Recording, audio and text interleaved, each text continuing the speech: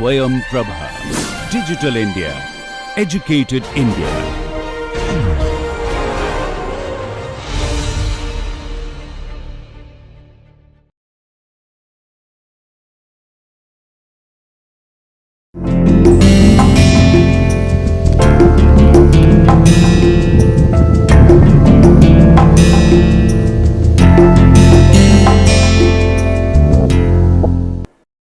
Now, we will talk about some of the advanced materials. Okay. So, we have seen the basic materials, and in the advanced category we keep those materials which are just coming up their use. So, mostly from the laboratory they are just getting rolled out and they are used in certain very high performance applications.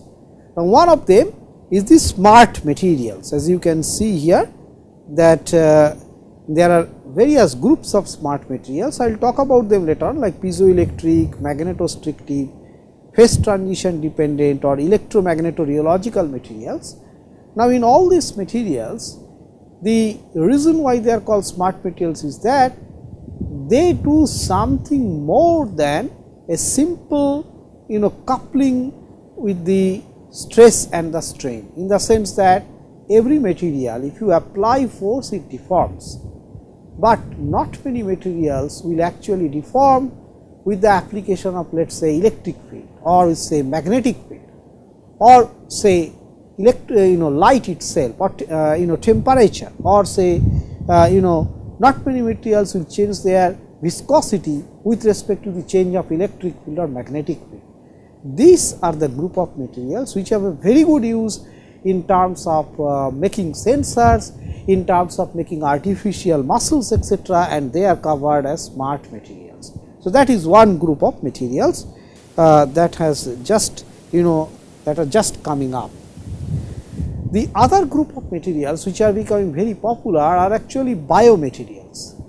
Now, they are the materials which are actually getting linked or coupled with the living system itself. Okay. For example, you think of the artificial joints, you think of the bone replacement, you think of artificial tendons, you think of dental implants or something which changes the blood vessels, heart valve, skin repairing, cochlear implant, contact lens, what not, our entire human body. In fact, if you go through some of the science fictions, you would see that a person is depicted who is of 300 years of age, and the person is telling there is hardly anything now in my body which is having a kind of a genetic origin, which is something which I got from my biological parents. Everything got gradually replaced by actually engineering materials. Now, that is the day towards which we are advancing. You would see that all the joints today are getting replaced by engineering materials. Our eyes are getting replaced by these the synthetic eyes like these specs, and similarly the various parts of the body. So, that is what is the biomaterials, and that are actually becoming very important in today's context. Now, biomaterials could be metals, could be non-metals, that means ceramics and other things, or polymers. So, for metals you have these chromium alloys or stainless steel. The essentially important thing here is that the material should not react with the living tissues. Okay. So, some of the very important applications are, for example, the stent, which saves lot of life today, right. So, what is the stent technology? Here we are talking about a material which at a particular temperature, blood is warmer. So, at a particular temperature it actually expands, and then through that expansion it actually, if there is some place where there is constriction in the blood vessel, it tries to actually clear up that constriction. So, that is one type of a also smart material, but it is a biological material. Then of course, there is these implants in terms of the dental implants. You have the prosthesis in terms of fracture of bones, where it is used, or the hip implants. So, metals are used very much, some of the metals are very well accepted inside the body and they are used in terms of prosthetic systems. That is one of the important biological materials. The other group are the polymers, which are also used in orthopedic applications, but more in terms of say artificial tendons or say artificial skins, tendons or grafts, facial and soft tissue reconstruction. There are these like methacrylates, for example, which are coming up in a big way, then scaffolds for building the tissues or wound dressing, for example, okay, or retinal implant or contact lens. This is where the polymers are mostly used. Then there comes the ceramics. So, ceramics you would see again in prosthetics in terms of mostly as the joints, because I told you that one of the most important property of the ceramics is that it is its coefficient of friction is quite low. It is almost like it can work like a frictionless material almost, and that is very good in the joints.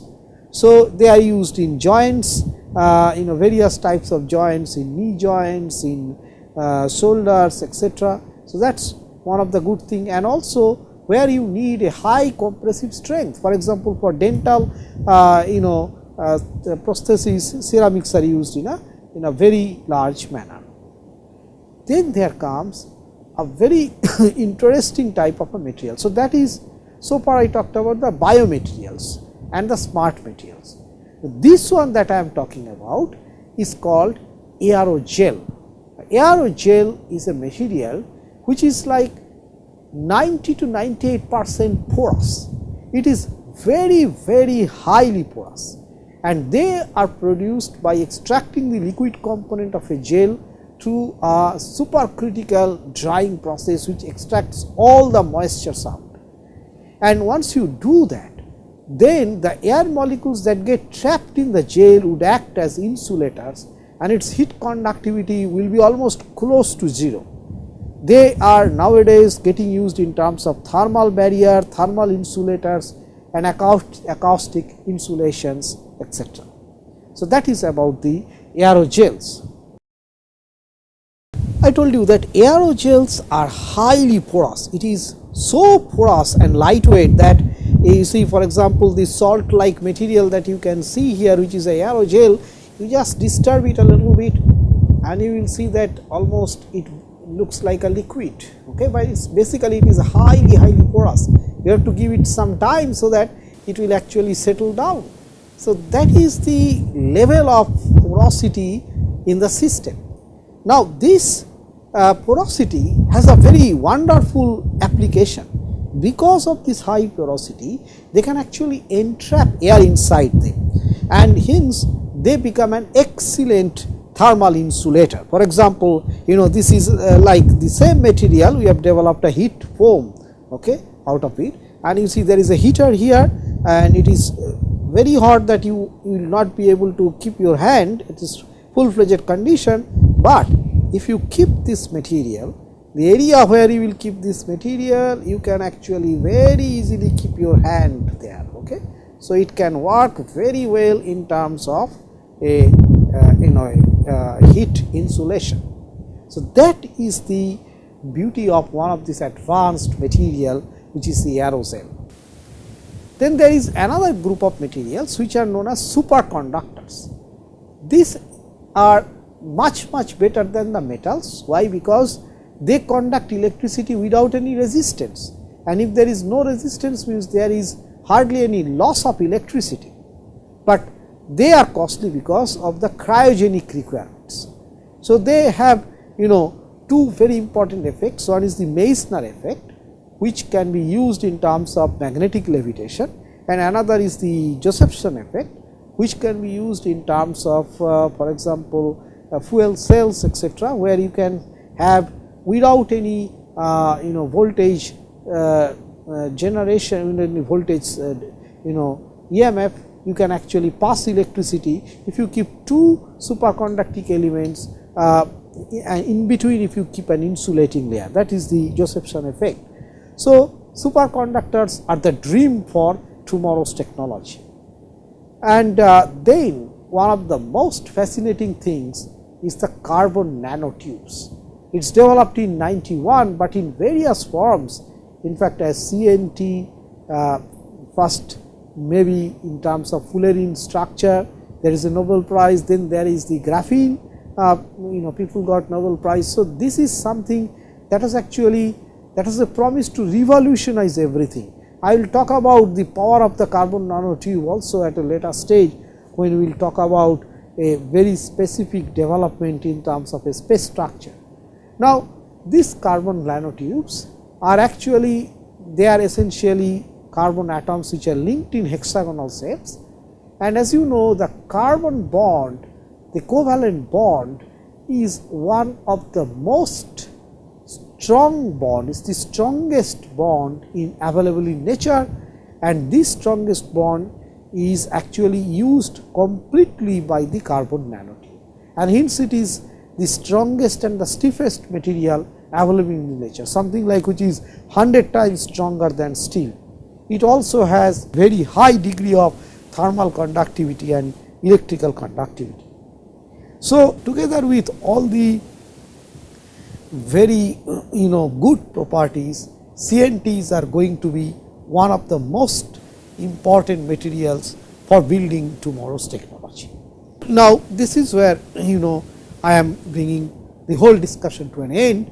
In the next lecture, we will talk about the basic concept of stress and strain and the group of mechanical properties like the tensile strength, ductility, brittleness, resilience, toughness, impact strength, your basic understanding of it. So, this is where we will bring an end.